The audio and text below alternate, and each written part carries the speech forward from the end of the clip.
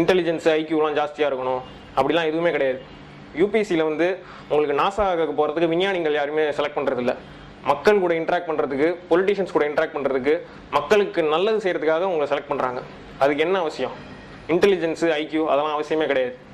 மக்களுக்காக நீங்கள் வேலை செய்வீங்களா மாட்டீங்களா, பணத்துக்காக சர்வீஸ்க்கு வரீங்களா இல்லையா, அதெல்லாம் தான் ரொம்ப முக்கியம். இன்னொன்று வந்து ஹார்ட் ஒர்க்.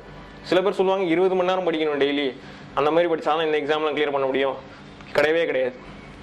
நீங்கள் எவ்வளோ நேரம் படிக்கிறதுன்றது சுத்தமாக முக்கியமே கிடையாது.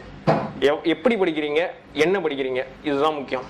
இப்போ புக்ஸ் பார்த்துக்கிட்டிங்கன்னா புக்ஸை செலக்ட் பண்ணுறதுல கொஞ்சம் கேர்ஃபுல்லாக இருக்கணும். எல்லா புக்கும் எடுத்துக்கிட்டிங்கன்னா அட்டையிலேருந்து அட்டை படிக்கக்கூடாது. அந்த புக்கை சில புக்கில் சில சாப்டர்ஸ் ரொம்ப இம்பார்ட்டண்ட். எல்லா சப்ஜெக்ட்டுக்கும் பார்த்தீங்கன்னா அந்த மாதிரி புக்ஸ் இருக்குது. அந்த மாதிரி புக்ஸை செலக்ட் பண்ணும்போது ப்ராப்பராக செலக்ட் பண்ணி படிக்கும்போது அது ப்ராப்பராக படித்து கரெக்டாக நோட்ஸ் எடுத்து படிக்கணும். அந்த மாதிரி படிச்சிங்கனாலே போகிறோம். இன்னொன்று வந்து ஹார்ட் ஒர்க்குன்ற பேரில் காலையில் 5 மணிக்கு ஏஞ்சி ஜில்லு தண்ணியில் குளிச்சுட்டு உட்காந்து படிக்க ஆரம்பிக்கிறது, இந்த மாதிரிலாம் படிக்கணும்னு அவசியமே கிடையாது. நீங்கள் ஜாலியாக எப்படி பிடிச்சி எப்படி உட்காந்து படித்தா உங்களுக்கு மண்டையில் ஏறுமோ, எப்படி நோட்ஸ் எடுத்தால் உங்களுக்கு புரியுமோ அந்த மாதிரியே படிங்க. ஏன்னா எல்லாருக்கும் ஒருத்தருக்கும் பயன்படுற ஸ்ட்ராட்டஜி வந்து உங்களுக்கும் பயன்படும் சொல்ல முடியாது.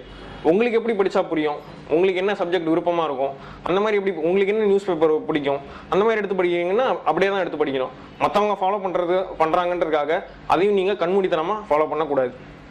அடுத்ததாக ஆன்சர் ரைட்டிங் எழுதி பழக்கப்படுத்தணும். இந்த மெயின் எக்ஸாமில் பார்த்தீங்கன்னா உங்ககிட்ட யாரும் நேராக வந்து கேள்வி கேட்க போகிறதில்ல. 3 மணி நேரத்தில் கொடுத்த கேள்விகளுக்கு நீங்கள் பதில் எழுதணும். நீங்கள் ஒரு சப்ஜெக்டில் டாக்டர் பட்டமே வாங்கியிருந்தா கூட முக்கியம் கிடையாது. அந்த 3 மணி நேரத்தில் நீங்கள் என்ன திறமையை வெளிப்படுத்துறீங்களோ அந்த ஆன்சர் ஷீட்டில், அதுதான் ரொம்ப முக்கியம். அதனால் நீங்கள் படிக்கிறதுக்கு எவ்வளோ முக்கியத்துவம் கொடுக்குறீங்களோ அதே மாதிரி எழுதி பார்க்குறதுக்கும் நீங்கள் முக்கியத்துவம் கொடுத்தாகணும். எழுதி பார்க்குறதுனால உங்களுக்கு என்னென்ன கிடைக்கும்? ஒன்று, கண்டென்ட்டை எப்படி, அந்த விஷயத்தை எப்படி அந்த ஆர்டரில் சொல்கிறது அப்படின்றது முதல்ல தெரியும். 2வது, டைம் மேனேஜ்மெண்ட். 3 மணி நேரத்தில் பேப்பர் எழுதி முடிக்கிறதுன்றது சாதாரண விஷயம் இல்லை.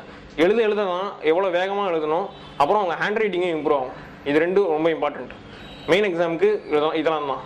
அடுத்தது பார்த்தீங்கன்னா நேர்முகத் தேர்வு. நேர்முகத் தேர்வை பற்றியும் பார்த்தீங்கன்னா சில முக்கியமான வதந்திகள்லாம் உலாவுது. அதாவது 10 கேள்வியில் 8 கேள்வி சொன்னால் போகிறோம், 10 கேள்வியில் 8 கேள்வி சொல்ல முடியலன்னு நம்மளுக்கு கிடைக்காது அப்படின்னு. இது வந்து ஒரு வினா மாதிரியான ஒரு இது கிடையாது. உங்கள் பர்சனாலிட்டி வந்து அவங்க ஜட்ஜ் பண்ணுறாங்க. எப்படி நீங்கள் சர்வீஸ்க்கு பயனுள்ளதாக இருப்பீங்களா, மக்களுக்கு ஒழுங்காக சேவை செய்வீங்களா, நீங்கள் ஒரு நல்ல சிவில் சர்வெண்ட்டாக இருப்பீங்களா, இதை தான் டெஸ்ட் பண்ணுறாங்க அவங்க. உங்களை வந்து ஒரு என்சைக்ளோபீடியாவோ இருக்கணும், இல்லை விக்கிபீடியா அந்த மாதிரி இருக்கணுன்றதை அவங்க எக்ஸ்பெக்ட் பண்ணவே இல்லை. அதனால் நீங்கள் வந்து என்ன நேர்முக தேர்வுக்கு நீங்கள் உங்களை எப்படி தயார்படுத்திக்கணும்னா, முக்கியமான விஷயங்கள் என்னென்னா ஹானஸ்டி. நீங்கள் நேர்மையானவரான்னு பார்ப்பாங்க, அதுதான் ரொம்ப முக்கியம். அப்புறம் உங்களுக்கு கான்ஃபிடன்ஸ் இருக்கா, எவ்வளோ பெரிய பிரச்சனை வந்தாலும் அதை எதிர்கொள்கிற சக்தி இருக்கா உங்களுக்கு, இதெல்லாம் தான் அவங்க டெஸ்ட் பண்ணுறாங்க. அதனால் உங்களுக்கு வந்து உங்களை பற்றி நல்லா தெரிஞ்சிருக்கணும், உங்கள் ஊரை பற்றி நல்லா தெரிஞ்சிருக்கணும், உங்கள் ஊரில் இருக்கிற பிரச்சனையை பற்றி தெரிஞ்சிருக்கணும், நம்ம நாட்டை பற்றி தெரிஞ்சிருக்கணும், நம்ம நாட்டில் இப்போ தற்சமயம் என்ன நடந்துகிட்டு இருக்கு அப்படின்னு தெரிஞ்சுக்கணும். உங்களுக்குள்ள ஒரு பேஷன் இருக்கா அப்படின்னு பார்க்குறாங்க அவங்க. நீங்கள் வேலை செய்கிறதுக்கு தயாராக இருக்கீங்களா, உங்களுக்கு பிடிச்சி தான் இந்த வேலைக்கு வரீங்களா, இல்லை வேறு ஏதாவது பணத்துக்காக வரீங்களா, பவருக்காக வரீங்களா, அதெல்லாம் டெஸ்ட் பண்ணுறதுக்காக தான் அவங்க பர்சனாலிட்டி டெஸ்ட் வைக்கிறாங்க. இது எல்லாத்தையுமே நீங்கள் ஒழுங்காக பார்த்துக்கிட்டிங்கன்னா 300க்கு 200க்கு மேலே ஈஸியாக எடுத்துடலாம். அப்புறம் இன்னொரு முக்கியமான விஷயம், முதல் அட்டம்ப்டில் கிளியர் பண்ண முடியாது அப்படின்னு ஒரு மித்து இருக்குது. எனக்கே அந்த மாதிரி ஒரு இது இருந்தது. நான் முதல்ல ப்ரிப்பரேஷன் ஆரம்பிக்கும் போது எல்லார்ட்டையும் பேசி பார்த்ததில் எனக்கு என்ன தோணுச்சுன்னா, முதல் அட்டம்ப்டில் கிளியர் பண்ண முடியாது அப்படின்னு. கிடையவே கிடையாது. இந்த வருஷம் பார்த்தீங்கன்னா நிறைய பேர் முதல் அட்டம்ப்டில் கிளியர் பண்ணவங்க நல்ல இளமையான ஆஃபீஸர்ஸ் தான் நிறைய பேர் செலக்ட் பண்ணியிருக்காங்க. அதனால் முதல் அட்டம்ப்டில் கிளியர் பண்ணுறதுக்கு ஒன்றுமே பெரிய மேஜிக்லாம் எதுவும் கிடையாது. இல்லை, எல்லாத்தையும் கரெக்டான டைமில் கரெக்டாக பண்ணிட்டு வந்தீங்கனாலே முதல் அட்டம்ப்டில் கிளியர் பண்ணிடலாம். கான்ஃபிடன்ஸ் ரொம்ப முக்கியம். நம்ம முதல் அட்டம்ப்ட்லேயே பண்ண முடியும் அப்படின்ற கான்ஃபிடன்ஸ் இருக்கணும். கரெக்டான டைமில் ப்ரிப்பேர் பண்ண ஆரம்பிக்கணும். 1 வருஷத்துக்கு முன்னாடி ப்ரிப்பேர் பண்ண ஆரம்பிச்சிங்கன்னா முதல் அட்டம்ப்ட்லேயே கண்டிப்பாக கிளியர் பண்ணிடலாம். தமிழ்நாட்டில் இருக்க மாணவங்களுக்குலாம் நான் ஒரு முக்கியமான விஷயம் சொல்லிக்க விரும்புகிறேன். அதாவது பார்த்தீங்கன்னா இந்தியாவில் டெல்லியில் தான் போய் எல்லா வருஷமும் ப்ரிப்பரேஷன் பண்ணிட்டு இருப்பாங்க. நானும் அந்த மாதிரி தான் டெல்லிக்கு தான் போய் ப்ரிப்பரேஷன் பண்ணிருந்தேன். ஏன்னா தமிழ்நாட்டில் வந்து நான் படிக்க ஆரம்பித்த டைமில் அவ்வளோ ரிசோர்ஸ் இல்லைன்னு நான் நினச்சிட்டு இருந்தேன். அப்படி இல்லை. மனிதநேயம் இன்ஸ்டியூட் அப்படின்னு ஒன்று சைதை துரைசாமி சார் அவர்கள் வந்து நடத்திட்டு இருக்காங்க சென்னையில். மனிதநேயம் இன்ஸ்டியூட் அவங்க வந்து இலவசமாகவே கோச்சிங் தராங்க ஸ்டூடெண்ட்ஸ்க்காக. முக்கால்வாசி சப்ஜெக்ட்டுக்கு அவங்க கிளாஸஸ் எடுக்கிறாங்க. அது மட்டும் இல்லாமல் நல்லா படிக்கிற ஸ்டூடெண்ட்ஸுக்கு ஹாஸ்டல் ஃபெசிலிட்டிலாம் கொடுத்து, அவங்க மெஸ் ஃபெசிலிட்டிலாம் கொடுத்து ட்ரெயின் பண்ணிட்டு இருக்காங்க.